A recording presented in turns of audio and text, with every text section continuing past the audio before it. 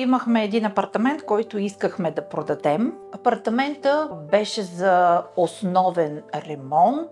Във Фейсбук започнаха след това да ми излизат предложения за компании, които директно изкупуват имоти. Реших да изпратя запитване на няколко такива компании. Получих предложение за среща с две от компаниите. Втората среща беше с Имодил. Там директно ме попитаха каква е сумата, която искаме да получим за апартамента. Казах каква е сумата. Те казаха, няма никакъв проблем да получим тази сума чисто. Бях изключително недоверчива в началото за това, което ми казаха, че няма да има такси и комисионни, които да дължим по продажбата на апартамент. Нещо, което досега не съм чувала и не се е случвало, тъй като всяка една от агенциите с брокери взима комисионна.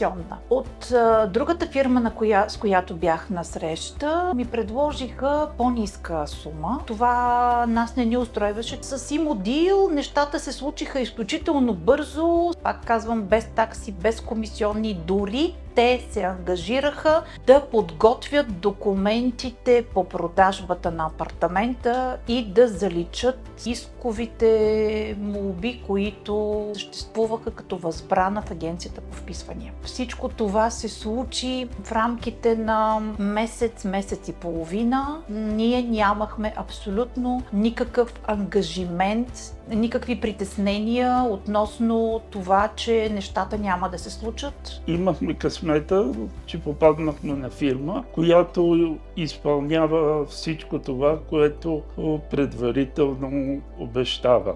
Бих искала да кажа, че фирма Имодил са изключително коректни, отговорни, сериозни хора, на които може наистина да се разчита.